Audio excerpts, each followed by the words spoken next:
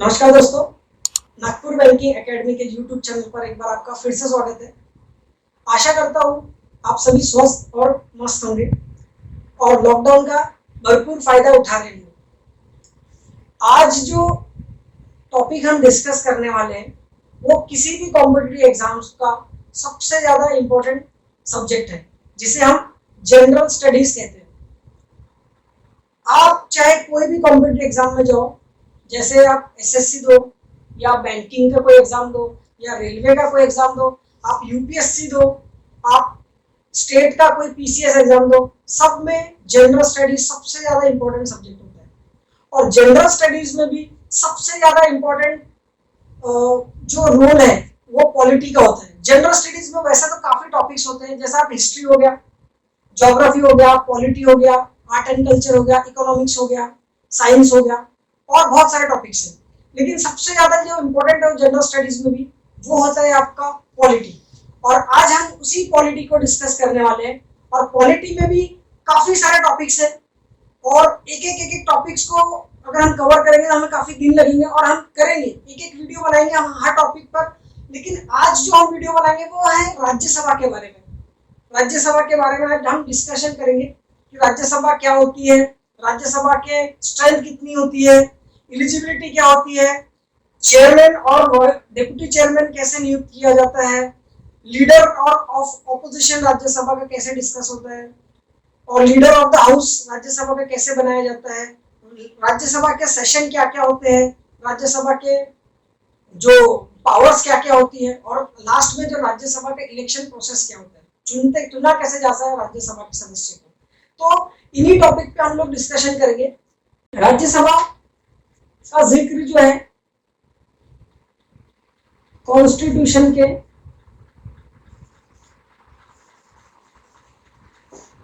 Article 80 है, 80 में है, और जो कि शेड्यूल 4 में आता है। इसमें राज्यसभा के बारे में बताया गया है। आप इस चीज को याद रखिए क्योंकि एग्जाम में काफी पूछा जाता है। तो राज्यसभा जो है वो पार्लियामेंट का पार्ट है। पार्लियामेंट के 3 पार्ट है। सबसे पहला आपका लोकसभा, दूसरा राज्यसभा और थर्ड है आपका प्रेसिडेंट। पार्लियामेंट 3 पार्ट से बना हुआ है। और आपको मैं बता दूं, पार्लियामेंट कॉन्स्टिट्यूशन के आर्टिकल 79 से 122 के बीच में है। यानी कॉन्स्टिट्यूशन के आर्टिकल 79 से 122 के बीच में पार्लियामेंट के बारे में बताया गया है। और जो कॉन्स्टिट्यूशन के पार्ट 5 में आता है, याद रखिए आप इस चीज को, आपके क्वेश्चन आ सकते हैं कि पार्लियामेंट के बारे में जितना बताएगा, पार्लियामेंट में जो भी हो है, जो भी पार्लियामेंट के बारे में, जो भी पार्लियामेंट के अंदर आता है, सब कॉन्स्टिट्यूशन के आर्टिकल 79 से 122 के बारे में बताया गया है। और ये जो कॉन्स्टिट्यूशन का जो पार्ट है वो पार्ट 5 होता है। हम आ जाते हैं वापस पार्लियामेंट पे। पार्लियामेंट 3 चीजों से मिलकर बनता है। लोकसभा, जिसको कि हम हाउस ऑफ द पीपल बोलते हैं। राज्यसभा, इसे काउंसिल ऑफ स्टेट बोला जाता है, काउंसिल ऑफ स्टेट।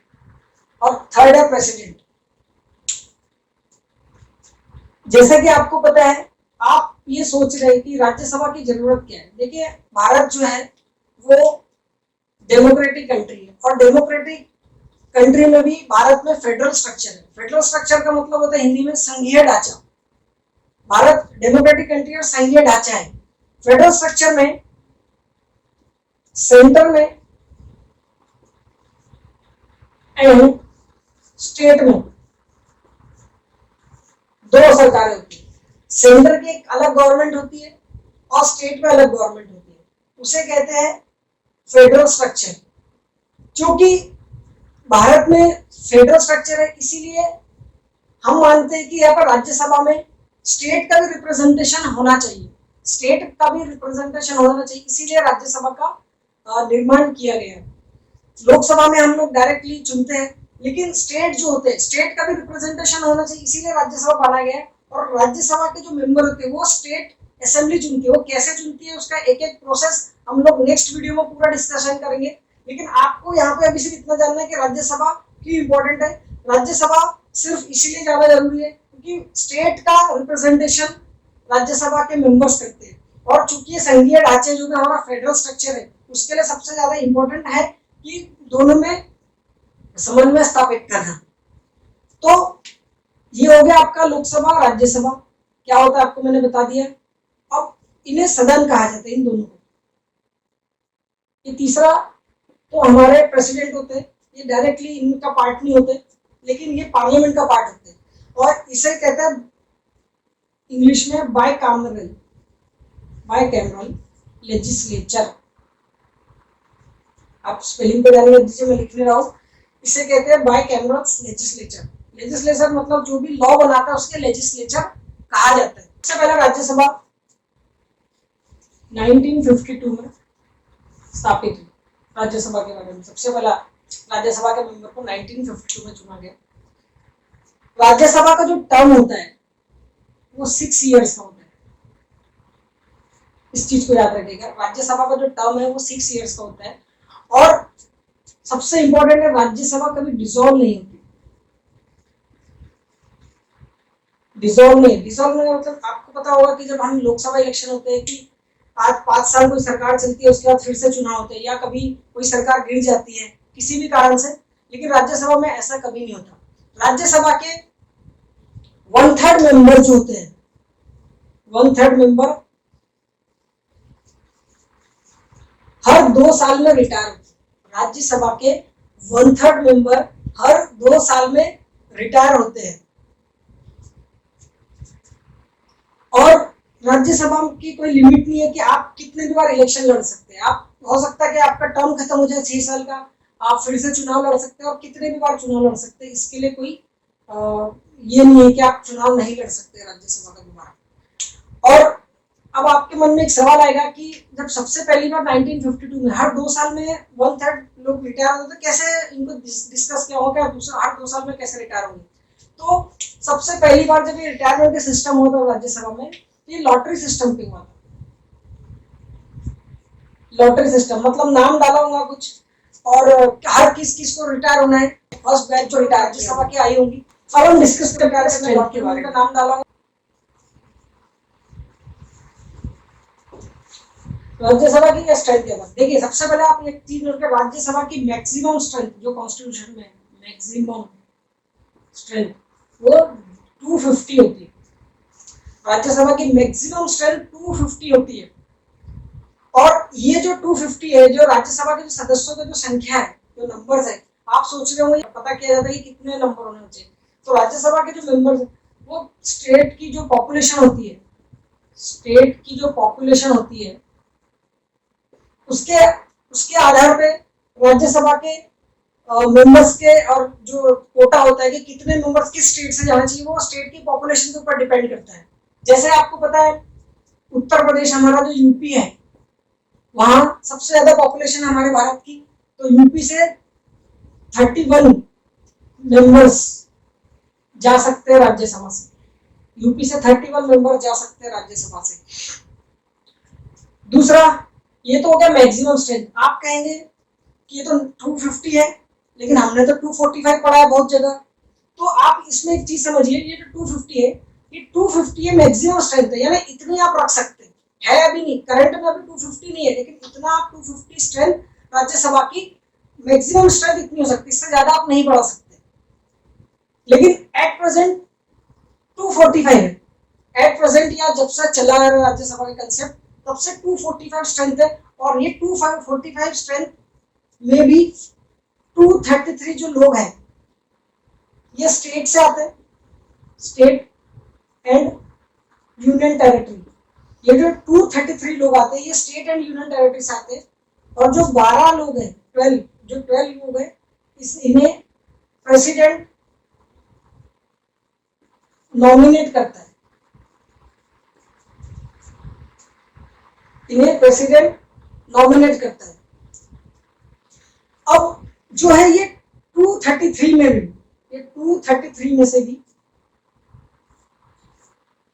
229 जो है वो आपके स्टेट से आते हैं और 4 लोग जो है वो आपके यूटी से आते हैं। यूटी मतलब यूनियन टेरिटरी से आते हैं। यूनियन टेरिटरी में भी आपको पता है कि अभी हमारे देश में यूनियन टेरिटरीज हैं। अभी रिसेंटली लद्दाख और जम्मू एंड कश्मीर को यूनियन टेरिटरी बनाया गया है और दादर एंड नागर हवेली में दमन एंड दीव को मर्ज कर दिया गया।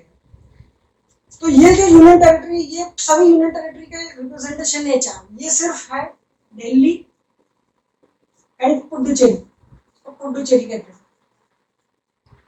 दिल्ली और पुडुचेरी से इसीलिए आते हैं कि दिल्ली और पुडुचेरी में असेंबली है जिसको लेजिस्लेटिव असेंबली बोला जाता है। दिल्ली से 3 सीट्स आती है राज्यसभा के और पुडुचेरी से 1। इन्हीं 2 का आता है क्योंकि बाकी जो जगह है, जो बाकी आपके ये यूनियन टेरिटरीज है, वहां पर लेजिस्लेटिव असेंबली नहीं होती, इसीलिए वहां सीट्स नहीं है।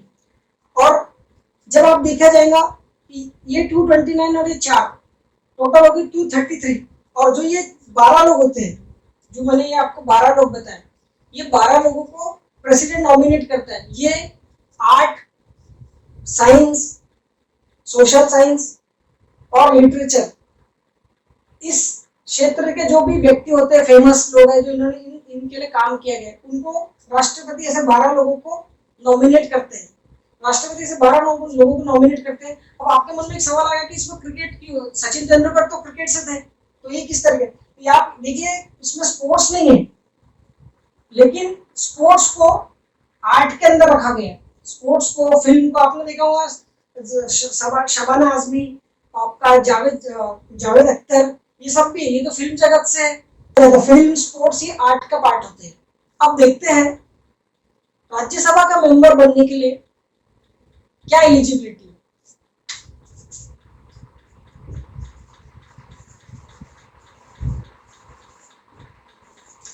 सबसे पहली, आप इंडियन सिटीजन होने चाहिए। सबसे पहला राज्यसभा का मेंबर बनने के लिए आप इंडियन सिटीजन होने चाहिए। इंडियन सिटीजन के बारे में, सिटीजनशिप के बारे में हम लोग डिटेल में बाद में नेक्स्ट वीडियो में, कोई और वीडियो में डिस्कस करेंगे। फिलहाल आप ऐसा मान लीजिए कि राज्यसभा का मेंबर होने की सबसे पहली क्राइटेरिया है आप इंडियन सिटीजन होने चाहिए। इसका मतलब ये नहीं कि आप सोचेंगे कि कोई फॉरेन से आया और उसने इंडियन नागरिकता ले ली, नहीं, आप इंडियन सिटीजन होना चाहिए। लेकिन अगर आपने खुद अगर अपनी इंडियन सिटीजनशिप को रिवोक कर दिया है, वापस कर दिया है, तो आप राज्यसभा का चुनाव नहीं लड़ सकते। दूसरा सबसे इंपॉर्टेंट, इसकी एज 30 ईयर्स आप कंप्लीट होनी चाहिए। अगर आप 30 साल के हैं, तो आप राज्यसभा का चुनाव लड़ सकते हैं। सबसे इंपॉर्टेंट, आप जिस राज्य से राज्यसभा का चुनाव लड़ रहे हैं, अगर आप जिस राज्य से, मान के चलिए आप महाराष्ट्र से चुनाव लड़ रहे हैं, इमेजिन कीजिए आप महाराष्ट्र से राज्यसभा का इलेक्शन लड़ रहे हैं, तो आपका महाराष्ट्र की वोटिंग लिस्ट में, महाराष्ट्र राज्य में कहीं पर भी आपका वोटिंग लिस्ट में नाम होना चाहिए। महाराष्ट्र राज्य में कहीं भी आपका नाम होना चाहिए। देखिए क्यों होना चाहिए, ये कंडीशन है। बहुत सारे ऐसे होते हैं कि देखिए, बहुत सारे ऐसे लोग होते हैं कि जैसे मैं महाराष्ट्र का हूँ और मैं जाना चाहता हूँ यूपी से। आपने देखा होगा कि मनोहर पर्रिकर साहब, जब अभी जो हमारे एक्स डिफेंस मिनिस्टर थे, गोवा के चीफ मिनिस्टर थे, वो गोवा के हैं प्रॉपर, तो गोवा के थे प्रॉपर। लेकिन जब वो पहली बार डिफेंस मिनिस्टर बनाया गया उनको, तो वो यूपी से राज्यसभा गए। आपने देखा होगा वो यूपी से राज्यसभा के मेंबर बने। तो आप पूरे देश में कहीं से भी आप राज्यसभा से, कोई भी स्टेट आपको भेज सकता है, लेकिन आपका उस स्टेट के वोटर लिस्ट में नाम होना चाहिए, ये सबसे कंपलसरी है। दूसरा कंडीशन, आप इंसॉल्वेंट नहीं होना चाहिए। मतलब आपके ऊपर मान के चलो किसी बैंक का कर्जा है, आपने वो कर्जा नहीं दिया, बैंक ने आपको इंसॉल्वेंट घोषित करा, जिसको दिवालिया बोलते हैं। अगर आप दिवालिया घोषित हो तो आप चुनाव नहीं लड़ सकते, आप एलिजिबल नहीं हो। फिर है, आप अनसाउंड नहीं होने चाहिए। अनसाउंड का मतलब होता है आपका दिमाग, यानी आपका पागल, जैसा आप बोल सकते हो उसको, पागलपन। यानी आपका दिमाग सही होना चाहिए। वहां जाके पता चल रहा है आप लोकसभा और राज्यसभा में जाके पागल हरकतें करो, है ना। अब आप ये मत भूलिएगा कि बहुत सारे देखा है कि आप लोग चेयर फेंकते हैं, कोई कागज फेंकते हैं, ऐसा नहीं। आप मेंटली रिटायर टाइप का ना, जिनको दिमाग में थोड़ा सा प्रॉब्लम होता है, वैसे आप नहीं होना चाहिए ना। आपको सही गलत की जानकारी समझ होनी चाहिए, आपको एक बेसिक समझ होनी चाहिए, तो आप राज्यसभा का इलेक्शन लड़ सकते हो। आप ऑफिस ऑफ प्रॉफिट,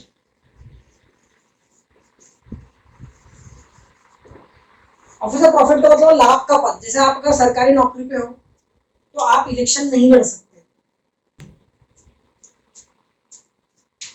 और अगर मान के चलिए आप पूरा ये सब फॉलो कर लेते हो और उसके बाद कभी आप पता चल रहा है, आप इलेक्टेड होने के बाद, इलेक्शन जीतने के बाद आपको पता चलता है कि आपने किसी कंडीशन का वायलेशन किया है। मान के चलिए कि आपके ऊपर, थोड़ा देर पहले हम मान सकते हैं कि आपको इंसॉल्वेंट घोषित कर दिया, या आपके बारे में कुछ फ्यूचर में आगे में कुछ पता चलता है, तो जो प्रेसिडेंट है, हमारे जो देश के प्रेसिडेंट है, ये इलेक्शन कमीशन को बताते हैं, और इलेक्शन कमीशन उस चुनाव का रद्द करा जाता है, लेकिन अनुशंसा इसकी करते हैं प्रेसिडेंट।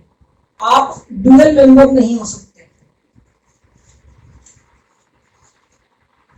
ड्यूअल मेंबर से मतलब है, अगर आप लोकसभा के भी मेंबर हो और आप राज्यसभा के भी मेंबर हो, तो आपको कोई ना कोई एक ही जगह पर, आप चाहे तो राज्यसभा में रहिए या आप लोकसभा में रहिए, तो आपको किसी भी एक सदन से इस्तीफा देना पड़ता है।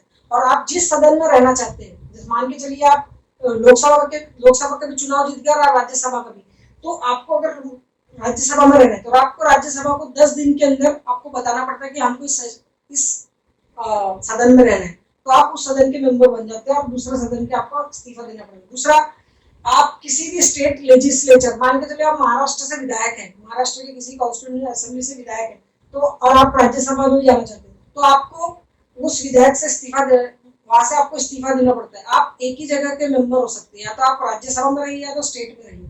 अब नेक्स्ट आते हैं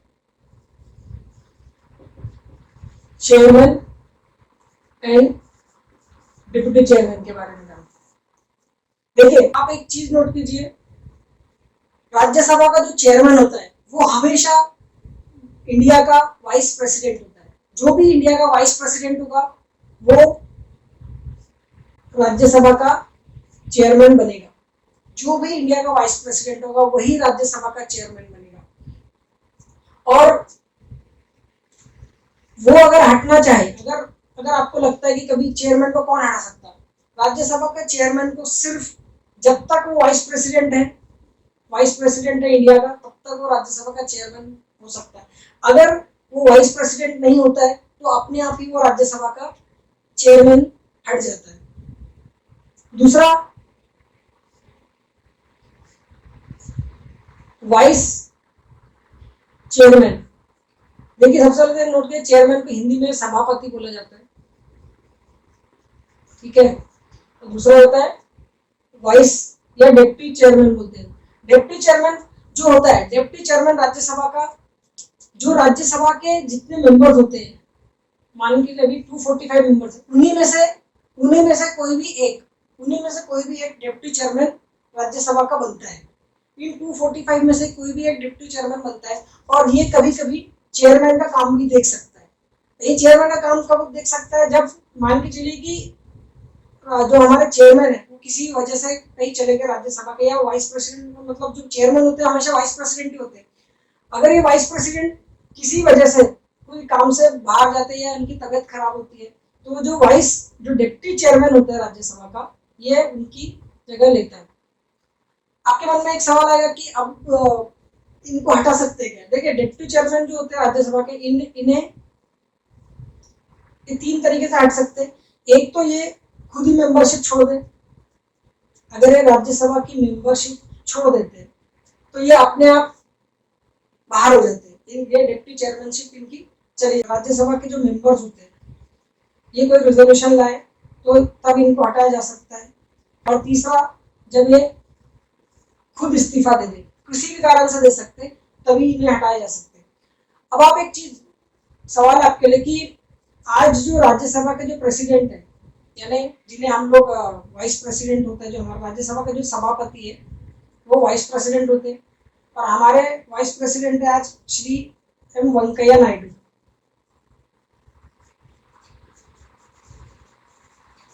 श्री एम वेंकैया नायडू जी, ये आंध्र प्रदेश से आते हैं। तो आप इस चीज को ध्यान रखिए कि अभी करंट जो है आपके एम वेंकैया नायडू जी है, जो आंध्र प्रदेश से आते हैं। और एक और चीज, आपको जो सबसे पहले जो वाइस प्रेसिडेंट थे राज्यसभा के, ये पूछ सकते हैं कि राज्यसभा के सबसे पहले चेयरपर्सन कौन थे। और मैंने आपको बताया कि चेयरपर्सन ही हमेशा जो वाइस प्रेसिडेंट होता है, हमारा सबसे पहले vice president Shri Sarvepalli Radhakrishnan.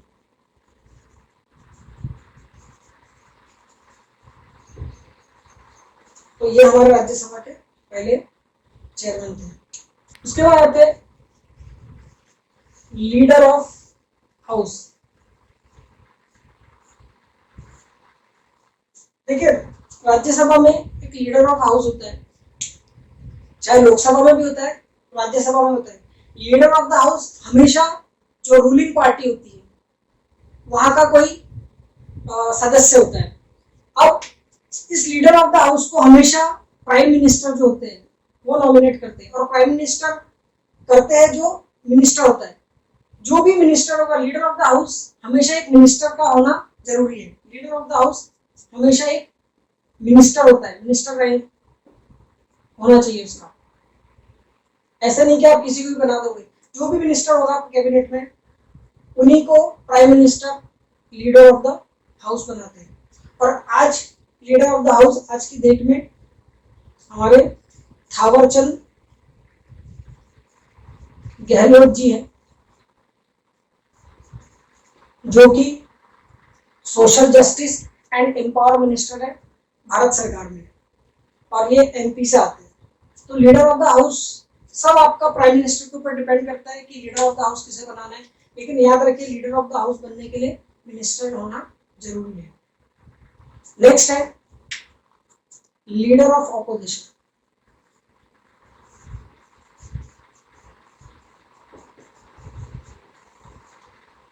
Leader of opposition, leader of opposition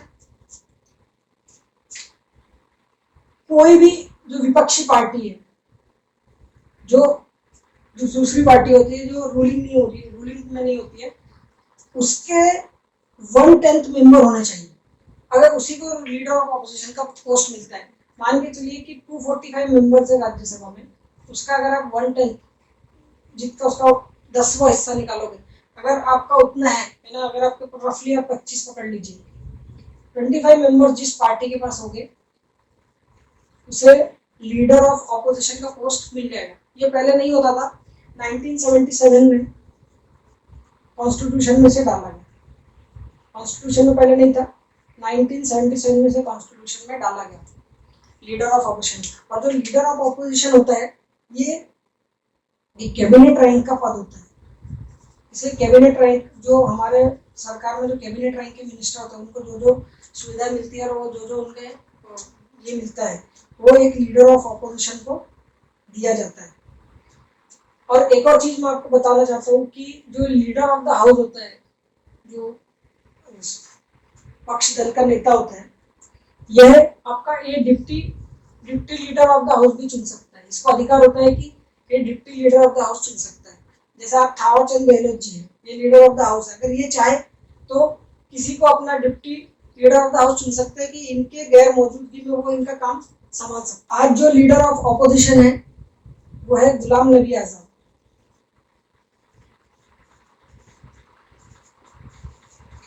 Ghulam Nabi Azad Kashmir से आते हैं और जम्मू कश्मीर के पहले मुख्यमंत्री रह चुके हैं। अब जानते हैं हम लोग सेशन, जो पार्लियामेंट, एक्चुअली पार्लियामेंट के 3 सेशन होते साल में कॉमनली। पहला बजट सेशन, दूसरा मॉनसून सेशन, और थर्ड होता है विंटर सेशन। ये दोनों मतलब राज्यसभा के भी और लोकसभा के भी होते हैं। राज्यसभा को वैसे तो काफी पावर होती है, बहुत सारे बिल होते हैं, जैसे ऑर्डिनरी बिल होता है, मनी बिल होते हैं, बहुत सारे इसमें राज्यसभा का इक्विवेलेंट पावर है हमारे लोकसभा के जैसे कहीं कहीं पे राज्यसभा को कुछ स्पेशल पावर्स है। हम उसी 2 स्पेशल पावर के बारे में बात करेंगे, बाकी तो इतना इम्पोर्टेंट नहीं है, लेकिन जो 2 स्पेशल पावर है उनके बारे में बात करेंगे। तो 2 स्पेशल पावर सबसे पहला है आर्टिकल 249 के तहत। आर्टिकल 249 के तहत राज्यसभा को यह अधिकार है, आर्टिकल 249 के तहत ये 2/3 मेजोरिटी से अगर आप 245 मेंबर्स है उसका 2/3 मेजोरिटी से अगर किसी भी जो सब्जेक्ट है, स्टेट सब्जेक्ट है, आपको पता है कि इंडिया में 3 जो कॉन्स्टिट्यूशन में 3 लिस्ट है। एक है सेंट्रल लिस्ट, उसको यूनियन लिस्ट भी बोलते हैं, एक है आपका स्टेट लिस्ट और एक है कंकरेंट लिस्ट। सेंटर की लिस्ट में जो सेंटर के सब्जेक्ट होते हैं, जो सेंटर जिन पे कानून बना सकती है। एक है स्टेट लिस्ट जिसमें स्टेट को पावर दिया गया वो किस किस सब्जेक्ट में किस टॉपिक्स पे कानून बना सकता है। कंकरेंट जिसमें दोनों है। तो इसके बारे में हम लोग बाद में डिस्कस करेंगे, लेकिन स्टेट लिस्ट में जितने भी सब्जेक्ट आते हैं उसमें राज्यसभा को अधिकार दिया कि सबसे पहले तो उसके बारे में स्टेट से रिलेटेड कोई भी कानून चाहे तो राज्यसभा से बना सकती है। सबसे पहले राज्यसभा में पेश होगा और राज्यसभा 2/3 मेजोरिटी से कोई कानून, मतलब राज्यसभा कानून नहीं बना सकती है, कानून तो संसद बनाएगी। संसद का दोनों मिला के संसद, मैंने आपको कहा राष्ट्रपति प्रेसिडेंट, राष्ट्रपति लोकसभा और राज्यसभा मिलकर एक संसद बनती है। तो जो ये आर्टिकल 249 होता है उसके 2/3 मेजोरिटी से तो राज्यसभा को ये अधिकार पावर है कि वो किसी भी स्टेट सब्जेक्ट से, जो स्टेट की लिस्ट में जो सब्जेक्ट होता है उससे रिलेटेड कोई भी कानून बना सकती है और उसे पार्लियामेंट में भेज सकती है। कानून बनाना मतलब राज्यसभा का काम नहीं है, लेकिन वो अनुशंसा कर सकती है। और दूसरा है आर्टिकल 312, इससे रिलेटेड कोई भी आर्टिकल 312 में जो आपके ऑल इंडिया सर्विसेज होती है, चाहे वो जैसे ऑल इंडिया सर्विसेज जैसे IAS, IPS और IFS बोलते हैं इंडियन फॉरेस्ट सर्विस, इससे संबंधित जितने भी कानून है, इससे संबंधित अगर कभी मान के चलिए कि फ्यूचर में कभी लगता है कि इसमें सर्विस को किसी को ऐड करना है, किसी को निकालना है, या इसमें और कोई सर्विस डालनी है जो ऑल इंडिया सर्विस, इनको इंडिया ऑल इंडिया सर्विस कहा जाता है, तो सबसे पहले राज्यसभा को ये अधिकार है कि ये इसमें कोई भी चेंज कर सकते हैं। ये सबसे पहला कानून राज्यसभा में आएगा। ये 2 स्पेशल पावर राज्यसभा को जो कि लोकसभा को नहीं है। तो इस और नेक्स्ट हम देखेंगे इलेक्शन प्रोसेस के बारे में। इलेक्शन प्रोसेस राज्यसभा का हम नेक्स्ट वीडियो में देखेंगे, और तब तक आप इस चीज को अच्छे से काम कीजिए, इसको अच्छे से समझिए, और अगर कोई दिक्कत आती है आप कमेंट कीजिए, और इलेक्शन प्रोसेस हम नेक्स्ट वीडियो में डिस्कस करेंगे। आज के लिए धन्यवाद।